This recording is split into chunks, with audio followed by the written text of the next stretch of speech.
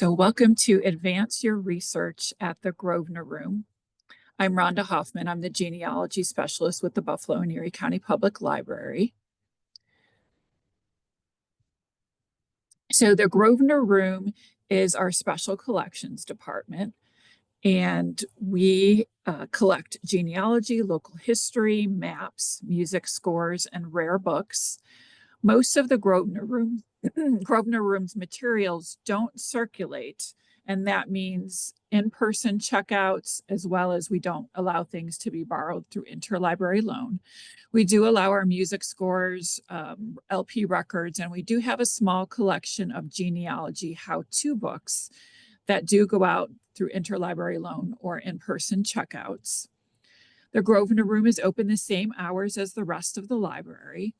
The only time that you'd have to make an appointment to visit us is if you'd like to view something from our rare book collection. And our materials are in the online catalog for the library, so the catalog would tell you if something was located in the rare book collection. So this lecture will focus on materials which can only be viewed in person. Of course, we do love it when genealogists come to visit us. We have two different partner collections, and one is the June P. Zintz Memorial Library of the Western New York Genealogical Society, and the other is the Michael Drabik Memorial Library of the Polish Genealogical Society of New York State. I'll reference some of their materials throughout my presentation, and I'll show their logos on the slides, which include their resources. Their collections are freely accessible to anyone who visits the Grosvenor Room, and you don't need to be a member of those societies to use their resources. So anyone can use their resources.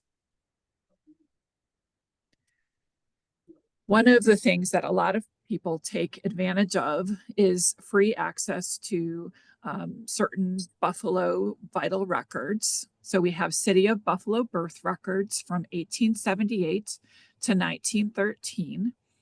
And this record here is for Marie Margaret Metz, born on Seneca Street. Her parents were George John Metz. He was a tool maker from Buffalo. And then her mother was Nora Mary Garcher, and she was 26 years old. And one of the things that you see on this record is that she has given birth to 3 children, and only 2 are still living. And this includes the child that was just born. So that includes Marie. There is an online index to the Buffalo birth records for free on the Internet Archive. Some people don't know that this is online yet. They haven't really announced this one, but it is there available. Delayed births. This is also in the Western New York Genealogical Society's collection. And these are birth records that were filed long after a child was born. They were usually filed by adults who did not have a birth record. And this was usually because they were born before birth records were kept and needed proof of their age. The records in the Grosvenor Room were mainly filed in the 1930s and 1940s and pertained to individuals who were born between 1864 and 1913. In addition to the information given on standard birth certificates, delayed births required proof of birth, and that proof could come from places like a family Bible, a baptismal record, military records, and even a library card record. If a baptismal record was used, the name of the church was usually written on the record, like this. It says St. Anne's, and here you can see that whole checklist of different sources that would have been used to prove the birth. A sworn statement to the accuracy of the birth details was also given either by a doctor, a midwife, or a family member.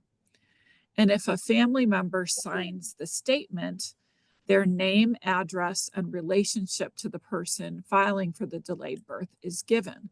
And in this example, right down at the bottom, we see it's Elizabeth Enders, and she's listed as the aunt of the person whose certificate that this is, Alu Troidel. The society also holds Erie County marriage records from 1877 to 1935. So this is a great source for genealogists because of all of the personal detail that was given by those who were getting married. And so this is an example from a 1924 marriage for Charles Ellis, who was 54 years old, an insurance salesman. And he was born in Lockport, New York. His parents were Watson Ellis and Emma Richard, both who were born in New York State. He married Nettie Miller, 41 years old, a homemaker who was born in Buffalo, as were her parents, George Blouch and Carrie Erfurt. And what's also great is it tells what marriage this is. So if they were married previously, this would be given on the record.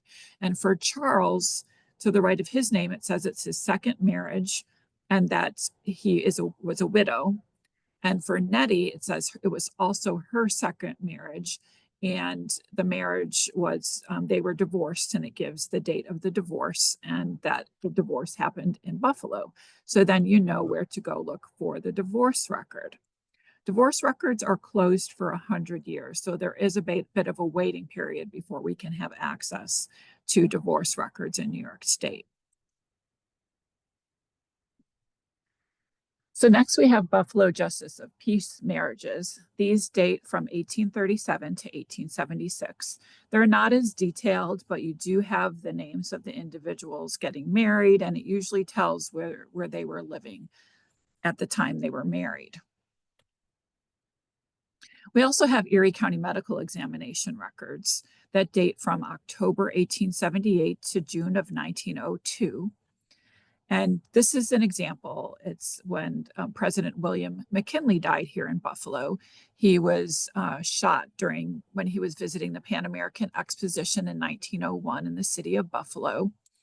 And it does give some good personal information. It tells he was married. It gives his birthplace, Niles, Ohio. It gives his profession. It says that he resided in the city for 8 days before he died. And he died of gangrene of both walls of his stomach following his gunshot wound.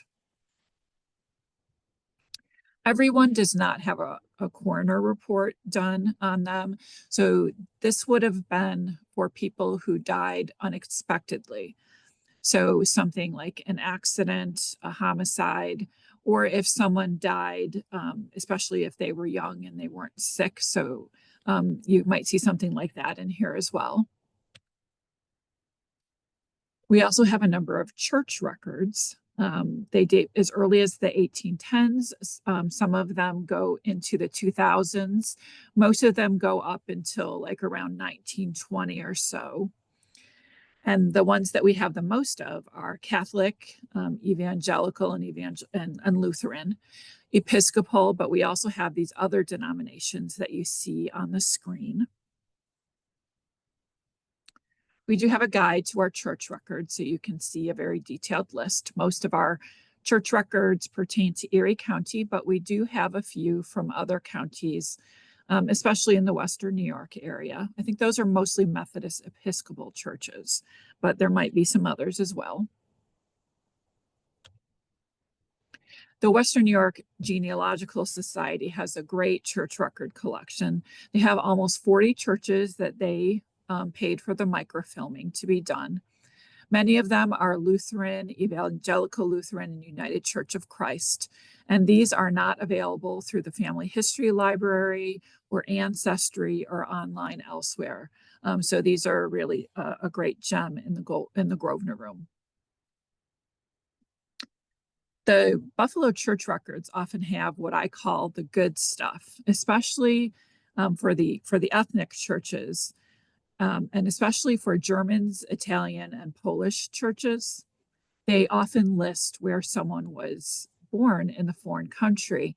And in this example, Adam Pfeiffer, it gives his birth date and his place where he was born, and as well as the bride. It gives her birth date and where she was from in Germany. We have many newspapers on microfilm, mostly for Buffalo, but we do have some across the Niagara region. Some go back as early as 1801. So you can see some of the other locations on the map where we do have newspapers. So as far as Fredonia and Mayville, and as far north as Tonawanda. And mostly, I would say the newspapers are most comprehensive from 1842 to the present. Some of these are in newspapers.com. Aside from the popular titles, we do have a number of ethnic sources. So, for example, the Catholic Union and Times is good for Irish Americans. We have a few different newspapers in German, like the Buffalo Volksfront. There are multiple African American newspapers, the Empire Star, the Buffalo Criterion, and the Buffalo Challenger, and the Dziennik and the Ampol Eagle for Polish Americans. We have a number of card files that are really fun to flip through. One of them is the Western New York Genealogical Society's Vital Index of Early Western New York Families. There are almost 120,000 cards from 75 different sources. So what they did is they went through numerous books in their collection and indexed the names in them. And then the cards note what source this information is from. And usually they'll abstract like the person's birth, marriage and death dates. And how you tell what source it is where it's stamped in red there, that Genesis 6A. That tells you, it's going to tell you what source it is. And then we have a list of what those different notations mean so that you can find that item in their collection. They also have an index to Bible records. Their members have the option to submit Bible records to them. And usually those are transcribed Bible records, not actual photocopies or original Bible records. And they have a card file that indexes by surname. And then they have the transcriptions available in their collection. Sometimes, occasionally someone would submit a photocopy of a Bible record, and you could contact the Bible record chair to see if they have that available. And I believe they charge a $2 fee for that if you wanted a copy of it, if they have it. We have the Buffalo News Article Index. This was a donation from the Buffalo News in 2023. And I'm going to tell you about our similar file that the Grosvenor Room has done in a minute.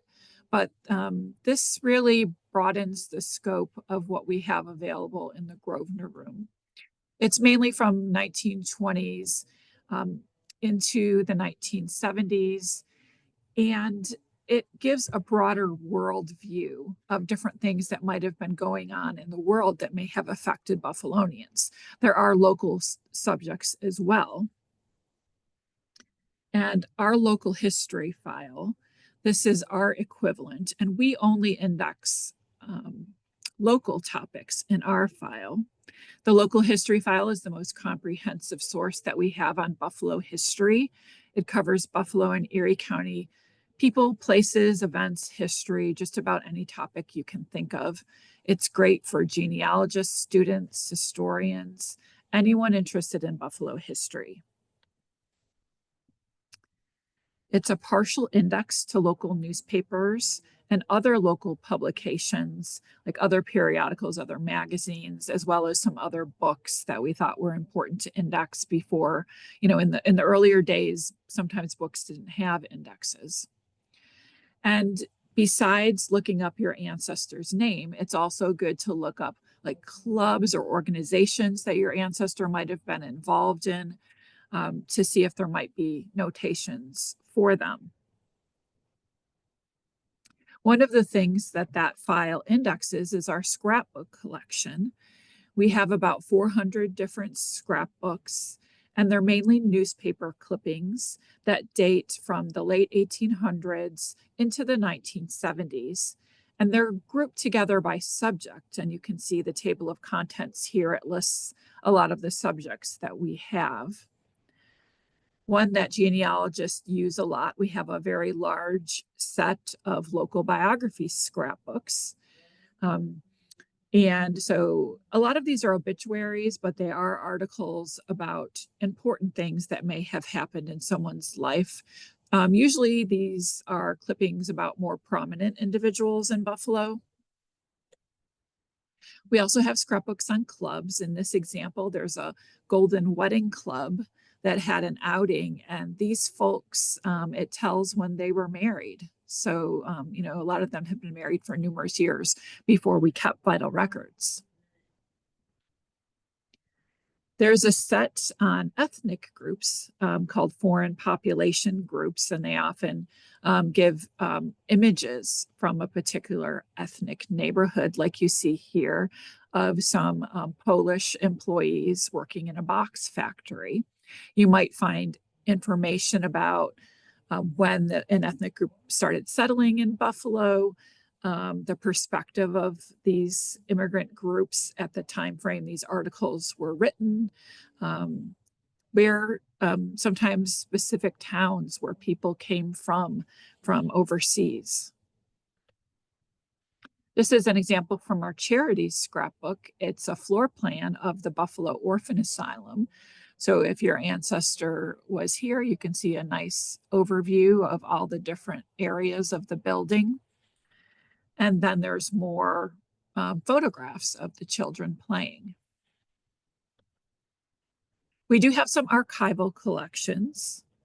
One of those is the Troop I Post 665. Troop I served at the Mexican border in 1916, and then soon afterwards were called into World War I. When this troop first started, it was all Buffalo men. And in World War I, they were absorbed into larger military organizations. But after World War I, they formed an American Legion post, which was first in Orchard Park and then moved to the Hamlin House in Buffalo. And it existed there until 2022 when it closed. And that's how we got their collections. So this is an example membership card, and it lists the person's date of birth and place of birth. It lists their military enlistment and their date of discharge. And there are also things in this collection, like there are some photographs and some scrapbooks and other materials as well. We have Buffalo Central High School registers from 1865 to 1909. And these are really cool. One of the things that they list are the person's age. And what we figured out is kind of odd. You can see the ages are in fraction. And what we figured out is that the number on the bottom is how old the child is, and the number on the top is their month of birth. So Ella Dalzell, she was 16 years old, and her month of birth was April. This is really helpful if you don't know your ancestor's religious denomination. So it does give abbreviations for the different denominations. There's not a key to them, but some of them are kind of obvious. Some of them are a little bit more ambiguous, but it'll at least give you a clue to their religious denomination. We also have here where they were prepared. So this is where they went to school before they went to Central High School. So these numbers are Buffalo public school numbers. And if they were from outside of the Buffalo school system, like the second person from the bottom, LAN is likely for Lancaster, New York. And then sometimes we'll see the name of a parent or guardian and their ethnicity. So at the top, William Dalzell, it says SCOT for Scottish. We also have, usually the residents will be listed, and there is information about their studies as well, usually like if they had honors. Sometimes it might tell a particular subject, but it's more of a broad general grade for the year or for the quarter. Our Buffalo collection is rich with all kinds of materials on Buffalo and Erie County. So just about any topic you can think of is in this collection. Our yearbook collection is one of the most popular things for genealogists. We have Erie County High School and College yearbooks from 1880s to today. If any of you don't know where your ancestor went to high school, we have a picture file which indexes some of these yearbooks, especially from the 1920s to 1940. So you can look in here and see if a picture of your ancestor is in one of these yearbooks. We have Erie County voter registration records from 1926 to 1971. And this is a great city directory substitute. Many Erie County towns did not have their own city directories. So this will tell you where your ancestor lived. And they're organized alphabetical by town. So you can see Aurora up at the top, and then by district, voting district. And then it will be an alphabetical listing of street names and then street numbers and the person's name. There's no name index, but if you're looking in a smaller town, it's not very hard to find your ancestor in these. Of course, we do have many different histories for Buffalo churches, Buffalo neighborhoods, different towns in Erie County. We have a lot of different annual reports and periodicals for businesses, clubs, institutions, charities, churches, local governments. This is an example from the Lafayette Street Presbyterian Church in Buffalo, and they would list different baptisms, marriages, deaths, and sometimes these events didn't occur in this particular church. Sometimes these occurred out of town.